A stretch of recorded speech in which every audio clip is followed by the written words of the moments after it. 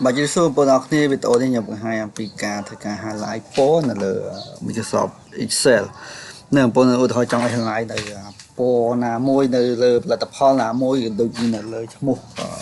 ở vậy môi giống á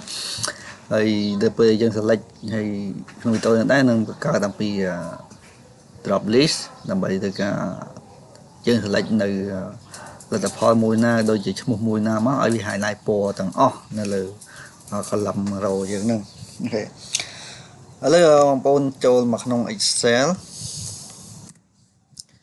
ចូលមកក្នុង Excel ដើម្បីទៅការបង្កើតនៅតារាងហ្នឹងឧទាហរណ៍ថាវាមានចំណាត់លេខឧទាហរណ៍ខ្ញុំបាយចឹងសិនទៅអូខេហើយអានេះខ្ញុំបាយឧទាហរណ៍ថា AB ចុះ A B C D E F ហើយចាប់ដើម A B C D E F អត់ខ្ញុំវាយប៉ុណ្ណឹងអញ្ចឹងអាកន្លែងនេះខ្ញុំមកពី stone គ្នា A មាន2ដង C មានឥឡូវខ្ញុំថែមអីទៀតមាន3 4ដងដូចមាន E E មាន A មាន C មាន B អញ្ចឹងទៅមាន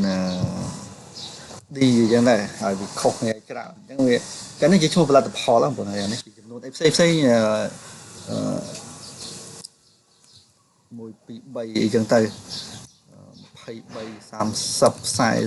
អីចឹងដាក់ណាមកហ្នឹងយ៉ាមានបាច់យកអក្សរនេះយកតែលេខអូខេឧទាហរណ៍អញ្ចឹង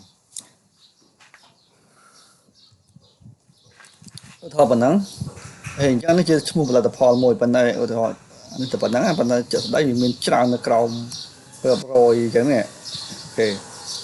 ចឹងអានេះវាឈ្មោះវាជាន់គ្នាច្រើនណាស់បងតាមពិតផលិតផលទៅប្រហែលមុខឯង ABC 1 2 3 4 5 6ឯដល់បូកគ្នានេះវាឡើងដល់17អីចឹងទៅអូខេវា stone គ្នាហ្នឹង stone គ្នាចឹងតែពិតយើង select ចង់ឲ្យ select តែមួយនេះបាទ select A នេះឲ្យវាចាប់យក A ទាំងអស់ឲ្យវា highlight ពណ៌ A ទាំងអស់ក្នុងតារាងហ្នឹងអញ្ចឹងណាប៉ុន្តែក្នុងនេះវា list វាជាន់គ្នាច្រើនចឹងឥឡូវជំហានដំបូងយើងត្រូវការលុប remove នៅ duplicate ចេញគឺ file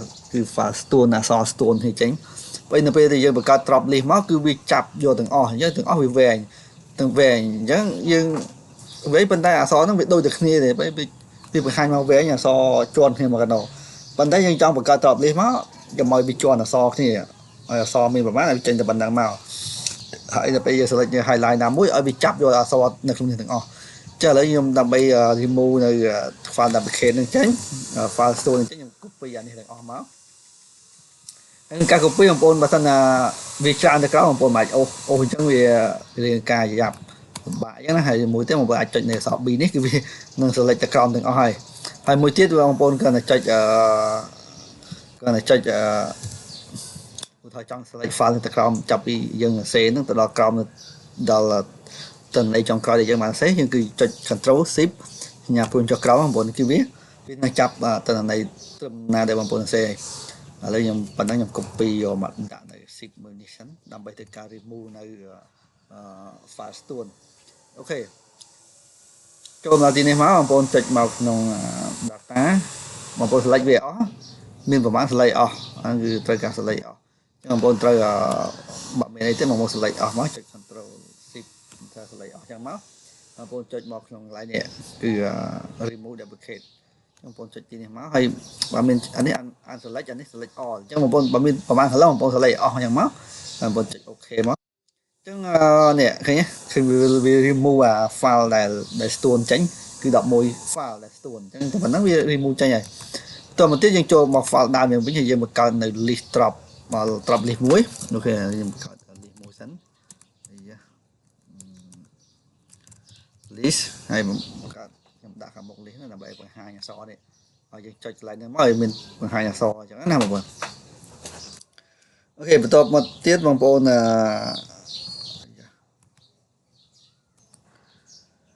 អូខេបន្ទាប់ទៀតបងប្អូនទៅបង្កើត drop list ឲ្យវាចេញនៅទីនេះអញ្ចឹងបងប្អូនចូលមកក្នុង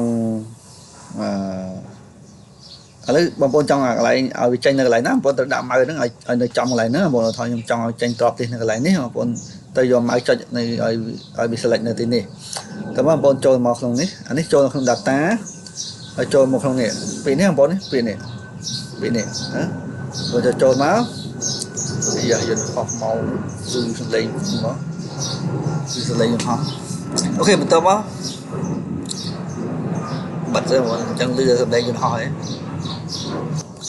អូខេបងប្អូនឥឡូវយន្តហោះទៅឆ្ងាយយើងយកបន្តទៀតវាមិនហោះគៀកទៅលឺលាត់ដល់ហើយអូខេបន្តបងប្អូនចូលមកដល់ទីនេះបងប្អូនកន្លែងនេះបងប្អូនអ្នកនេះគេត្រប់លីដែរបងប្អូននេះយើងធ្វើនេះគឺធ្វើដូចចុចបញ្ញាព្រួយមានត្រប់នេះចេះអូខេតែមកយើងចុចឡើងបញ្ញាព្រួយនឹងមកយើងយកពីថា list ហើយបន្តមក source អញ្ចឹងបងប្អូនចុចនៅក្នុងអត់ទេយកនេះទេបើយកនេះគឺវាចេញអក្សរ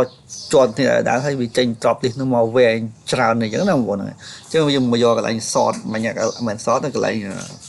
remove duplicate មិញគឺមានប្រមាណអក្សរនេះអូខេចឹងបងប្អូនចូលមកយកកន្លែងនេះយើងបងប្អូន select អស់មកហើយក្នុងការ select បើមានច្រើនដូចខ្ញុំប្រាប់អញ្ចឹងគឺចុចលើកន្លែងអក្សរ column នឹងមួយហើយចុច control shift ញ៉ាំបងប្អូនយកក្រោមវានឹង select ឲ្យយើងទាំងអស់ហើយអូខេបន្តមកយើងកាន់តែអូខេមកវានឹងបាននេះឃើញញ៉ាំព្រួយត្រប់លីហ៎បងប្អូនចុចទីនេះមកឃើញឃើញចេញមកហើយអូខេចឹងនៅបរិយាបន្ទាប់ខ្ញុំចង់ដាក់ highlight នៅលើ column នេះនៅពេលខ្ញុំ select យកអក្សរ B ឲ្យវា highlight នៅ B អាណាមាន B កន្លែងណាឲ្យវា highlight ពណ៌កន្លែង B នេះអស់ទេណាបងប្អូនដើម្បីយើងពិនិត្យមើលផលិតផលមួយហ្នឹងតើវានៅសល់ប្រហែលឧទាហរណ៍ stock អីចឹងសល់ប្រហែលសល់ប៉ុណ្ណេះចឹងណាបងប្អូនហើយឥឡូវបន្ទាប់ពីហ្នឹងយើងចូលមកការដាក់ highlight អញ្ចឹងដើម្បីដាក់ highlight បានបងប្អូន select ឲ្យអស់មក select ឲ្យអស់អញ្ចឹងមកត្រឹមតន័យត្រឹមណាដែលបងប្អូនមានអញ្ចឹងអូខេបងប្អូន select អស់អញ្ចឹងមកដើម្បីឲ្យវា highlight ពណ៌បើបងប្អូន select តែប៉ុណ្ណេះវា highlight តែពណ៌កន្លែង column ហ្នឹងឯងបងប្អូនកន្លែង column ហ្នឹងឯងបងប្អូន select column ឲ្យអស់អញ្ចឹងមកពេលនឹង highlight ពណ៌មកដល់ column ហ្នឹងតែម្ដងព្រោះអាតនេនេះគឺវា highlight ពណ៌ម្ដងហ្នឹងដែរអូខេអញ្ចឹងដើម្បី select អញ្ចឹងបងប្អូនខ្ញុំប្រាប់នេះ control shift ចុចសញ្ញាព្រួយមកស្ដាំមកវានឹង select យកទៅហ្នឹងហើយយើងចង់ថែមចុចយកទៅមកតន័យដែលយើងបានសរសេរព្រោះថាតន័យខ្ញុំសេបន្ថែមតិចអានេះអត់មានតន័យมันវាអត់ចាប់មកទៀតអញ្ចឹងតន័យដល់ទៅហ្នឹងបងប្អូនសេត្រឹមហ្នឹងមកអូខេអញ្ចឹងចុច control shift សញ្ញាព្រួយមកស្ដាំដើម្បីវាចាប់តន័យមកដល់ណាហើយចុច control shift សញ្ញាព្រួយចុចក្រោមឲ្យវាចាប់តន័យមកដល់ចុងបញ្ចប់នៃតន័យដែលយើងបានសេអញ្ចឹងវាចាប់តន័យទាំងអស់ហើយតើមទៀតបងប្អូនចូលមកក្នុង home ហើយចូលមក conditional មកហើយយកពាក្យថាយក new rule អូខេបន្តមកទៀតបងប្អូនយកនៅខាងក្រោមនេះហើយបន្តទៀតបងប្អូនចុចទីនេះមួយបន្តទៀតបងប្អូនចុចនៅ column នឹងមួយ column ដែលយើងចង់ឲ្យវារើសអក្សរ ABC នេះណាចុចនៅទីនឹងមួយមកបន្តមកទៀតបងប្អូនចុចសញ្ញាស្មើតើមទៀតបងប្អូនចុចនៅនេះនៅកន្លែង department list មិញកន្លែង list drop list នេះគឺចុចទីនេះដាក់សញ្ញាស្មើហើយ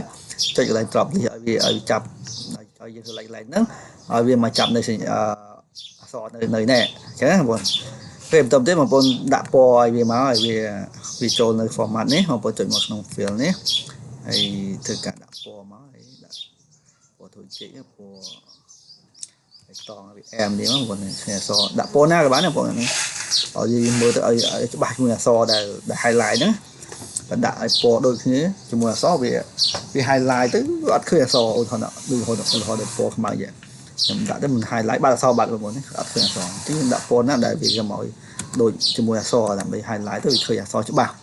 ហើយតែប៉ុណ្ណឹងបងប្អូនចុចអូខេមកឥឡូវខ្ញុំធ្វើការ select ពណ៌select នៅ drop list នេះដើម្បីឲ្យវា highlight ឧទាហរណ៍ A នៅកន្លែងណាខ្លះហើយមានចំនួនប្រមាណនៅប្រមាណអញ្ចឹងណា B C B ជាវីដេអូហ្នឹងមានតែប៉ុណ្្នឹងទេបងប្អូនហ្នឹងហើយអរគុណច្រើននឹងការស្នារបស់បងប្អូនអរគ្នានៅមកថែខ្ញុំចុច like share subscribe channel របស់ខ្ញុំអ្នកមួយក៏ដូចជា like របស់ខ្ញុំអ្នកមួយអស់ផងអញ្ចឹងវីដេអូហ្នឹងគឺមានប៉ុណ្្នឹងទេបងប្អូនហ្នឹងហើយបាយបាយ